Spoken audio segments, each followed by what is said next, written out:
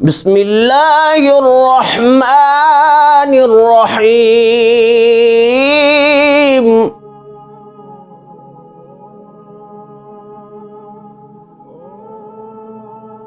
بسم اللہ والصلاۃ والسلام علی رسول اللہ. محترم سامعین و ناظرین، میسج آف اسلام کی طرف سے آپ کا میزبان محمد وسیم قادری حاضر ہے. آج ہم بلڈ پریشر کے مریضوں کے حوالے سے گفتگو کریں گے اور اس مرض کی تشخیص کے حوالے سے گفتگو کریں گے، اور دل میں گھبراہٹ کے حوالے سے قرآن پاک سے وظیفہ بھی انشاءاللہ عز و جل حاصل کریں گے. بلڈ پریشر کے مریض اکثر و بیشتر ہمارے گرد و پیش میں نظر آتے ہیں، اکثر و بیشتر آپ سے ڈسکس کرتے ہیں، اکثر و بیشتر آپ ان کو دیکھنے کے لیے، ان کی عیادت کرنے کے لیے، تیمارداری کرنے کے لیے ہاسپٹلز وغیرہ کا یا ان کے گھروں کا رخ کرتے ہیں. کیا ہے جی؟ بلڈ پریشر کے مریض ہیں، اور یہ ایک ایسی بیماری ہے جو شاید ہی کوئی گھر اس سے خالی ہو. لیکن چونکہ اس بیماری کی جو صحیح ٹریٹمنٹ ہے وہ تو آپ ڈاکٹرز کے پاس جا کے کرواتے ہیں، لیکن قرآن پاک سے بھی اس کا نسخہ لے لیتے ہیں کہ نہیں لیتے؟ قرآن پاک سے جو نسخہ کیمیا ہے، جس میں ہر مرض کی شفا موجود ہے، ہر بیماری کی شفا موجود ہے، ہر لا علاج کا علاج موجود ہے. یعنی آپ دیکھ لیں کہ جہاں ڈاکٹر بھی بے بس ہو جائیں، جہاں حکماء اور طبیب بھی جواب دے دیں، وہاں قرآن پاک آپ کی رہنمائی کرتا ہے. قرآن پاک الحمدللہ رب العالمین چونکہ اللہ کا کلام ہے، اور اس سے شفا نہ صرف یہ کہ ممکن ہے یا ہو سکتی ہے، بلکہ 100% قرآن پاک سے اللہ رب العالمین شفا عطا فرما دیتا ہے. تو ایسے مریضوں کے لیے میں یہ عرض کروں گا کہ مختلف دوائیاں لیتے ہیں، بالکل لیتے رہیں، حکماء سے رابطہ کرتے ہیں، رابطہ کرتے رہیں، لیکن جو حکماء رب نے بنائے ہیں اور جو طبیب رب نے بنائے ہیں، اس بنانے والے رب کی بارگاہ میں بھی چلے جائیے.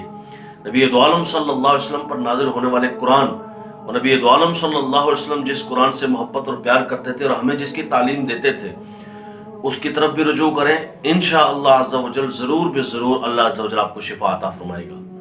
بلڈ پریشر کے مریضوں کے لیے یہ خاص یہ آیہ کریمہ آپ یہ پڑھیے، جو بندہ مریض ہے وہ از خود پڑھے. 101 مرتبہ یہ آیہ کریمہ سورہ آل عمران کی آیت نمبر 134 ہے. اسے پڑھ لیجئے، انشاءاللہ عز و جل شفا ملے گی. وَالْكَاظِمِينَ الْغَيْظَ وَالْعَافِينَ عَنِ النَّاسِ.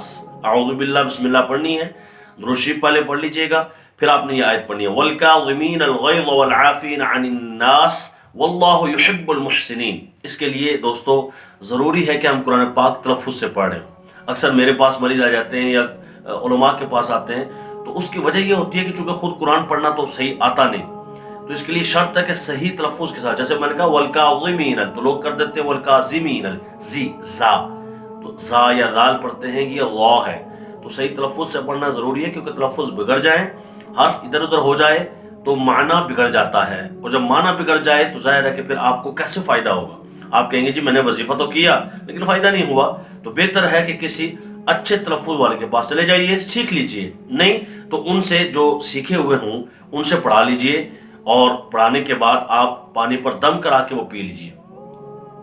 اور یہ آیت مبارکہ ہے سورہ آل عمران کی آیت نمبر 134. وَالْكَاظِمِينَ الْغَيْظَ وَالْعَافِينَ عَنِ النَّاسِ وَاللَّهُ يُحِبُّ الْمُحْسِنِينَ. یہ آیت پڑھیں گے دم کر کے پانی پر تو انشاءاللہ آپ پی لیں گے. 101 مرتبہ آپ نے ہر روز پینا ہے، چند مرتبہ کرنا ہے، انشاءاللہ عز و جل بلڈ پریشر کا مریض صحت یاب ہو جائے گا. اسی طرح جو دل کی گھبراہٹ کے مرض میں مبتلا ہے، اکثر آپ کو لوگ ملتے ہوں گے دوست صاحب، شاید آپ میں سے کتنے لوگ جو سنیں تو دل گھبرا جاتا ہے، بعض اوقات کہتے ہیں دل گھبرا رہا ہے. میرے پاس کل بھی ایک مریض آئے تھے، کہتے ہیں جی دل گھبرا رہا ہے، تو اس کا کیا علاج ہو؟ تو قرآن پاک کی آیت مبارکہ آپ یاد کر لیں، سورۃ الرعد آیت نمبر 28.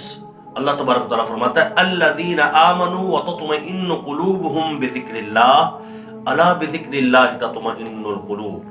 پھر سے پڑھ دیتا ہوں، الذین آمنوا وتطمئن قلوبهم بذکر اللہ الا بذکر اللہ تطمئن القلوب. تلفظ اچھے ہونے چاہیے. یہ پڑھ لیجئے، صرف 3 مرتبہ آپ نے پڑھنا ہے، اول آخر 1 مرتبہ درود شریف پڑھ لیجئے اور 3 مرتبہ یہ آیہ کریمہ پڑھ لیجئے. انشاءاللہ اس پڑھنے کے بعد آپ پھونکیں اپنے اوپر، آپ کی دل کی گھبراہٹ یا آپ جو گھبرا رہے ہیں وہ گھبراہٹ فوراً کافور ہو جائے گی، دور ہو جائے گی، ختم ہو جائے گی. اللہ تبارک و تعالی ہمیں اپنے مرزوں میں قرآن پاک کی تلاوت کرنے کی توفیق عطا فرمائے، رسول اللہ پر درود پڑھنے کی توفیق عطا فرمائے۔ وآخر دعوانا الحمدللہ رب العالمین۔